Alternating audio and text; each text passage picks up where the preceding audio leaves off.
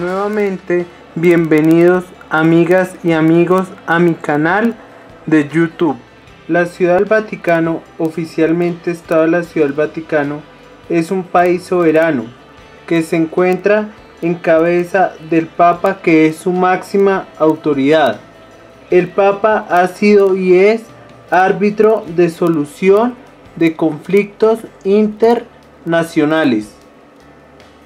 En el Vaticano se encuentra la Escuela Vaticana, que es una de las mejores en el mundo en el derecho internacional. En la Escuela Vaticana se estudia la solución de conflictos internacionales. Varios países en el mundo, entre ellos los americanos, acuden al Papa como árbitro en los conflictos internacionales.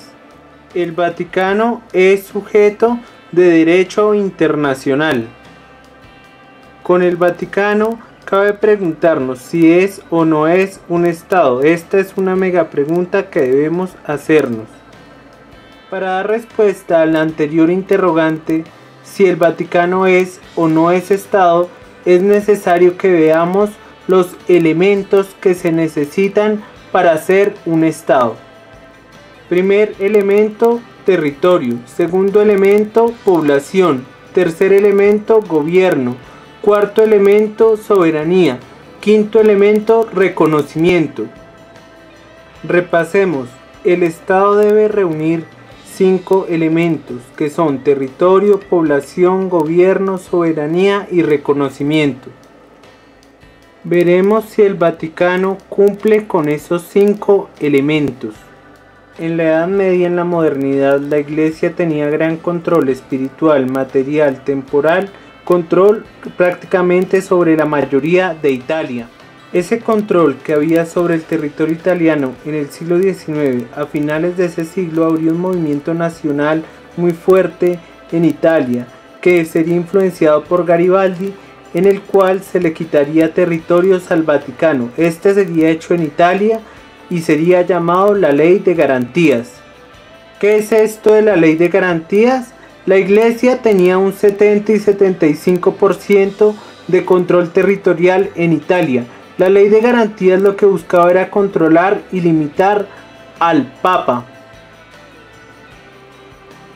Pasado el tiempo, Benito Mussolini, el 11 de febrero de 1929, con Pietro Gasparri, cardenal de la Iglesia Católica, en el nombre del Papa Pío XI, van a firmar un acuerdo que se denominará los Pactos de Letrán.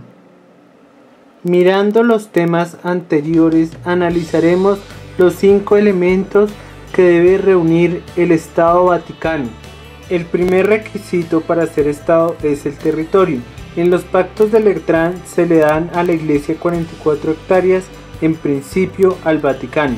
Más adelante, el Vaticano tendrá otros territorios, es decir, que sí cumple a cabalidad este primer requisito. El segundo requisito es la población.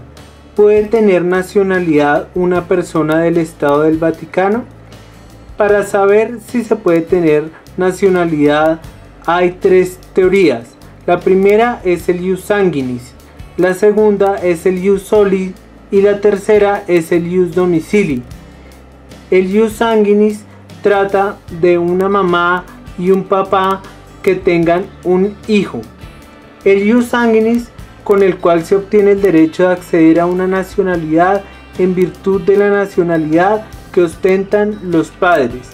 Esto no es permitido en el Vaticano, dado que en el Vaticano tanto sacerdotes como monjas son célibes.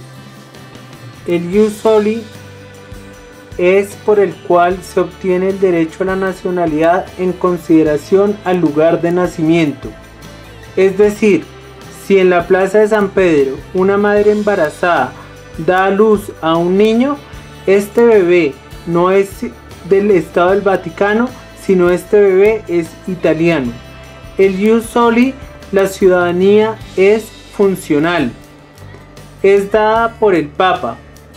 El Papa puede dar 2 nacionalidades o más, dependiendo de los intereses de las personas que quieran acceder a estas nacionalidades.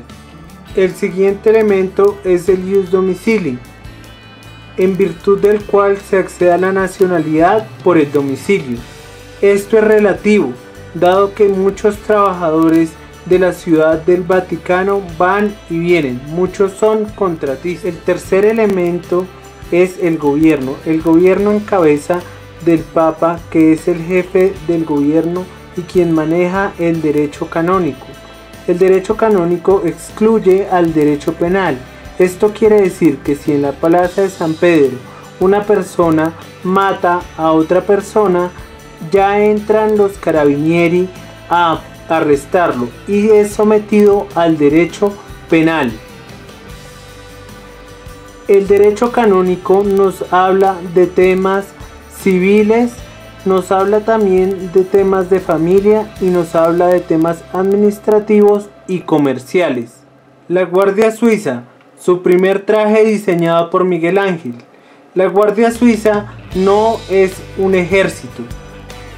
Desde los pactos de Letrán se puede ver que es para la protección del sumo pontífice, del Papa. Ellos no solamente manejan armas como la alabarda o la espada, sino que manejan armas más modernas.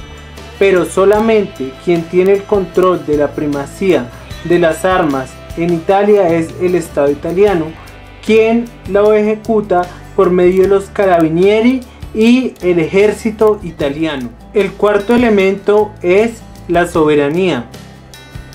Un nuncio apostólico o nuncio papal es un representante diplomático de la Santa Sede, no del Estado de la Ciudad del Vaticano, con rango de embajador. Representa a la Santa Sede ante los estados y ante algunas organizaciones internacionales y ante la iglesia local. Suele tener el rango eclesiástico de arzobispo. El embajador va por todo el mundo. El Papa tiene sus representantes en muchos lugares del mundo. Ahí podemos ver lo que vimos en el primer video de Derecho Internacional. Se habla de la alegación activa y la alegación pasiva. El Papa tiene representación en la ONU. La Iglesia Católica tiene representación en la ONU como un sujeto de derecho internacional, pero no tiene voto, pero sí tiene voz.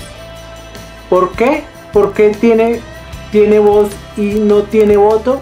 Porque es un estado neutral y no es tradicionalmente lo que conocemos como un estado. Un quinto elemento es el reconocimiento.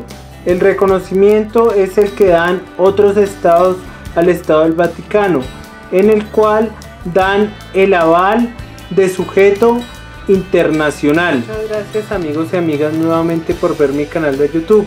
Fue un gusto tenerlos acá. Si mi Dios lo permite, nos veremos en el siguiente video programa. Mi Dios me los bendiga. Hasta luego.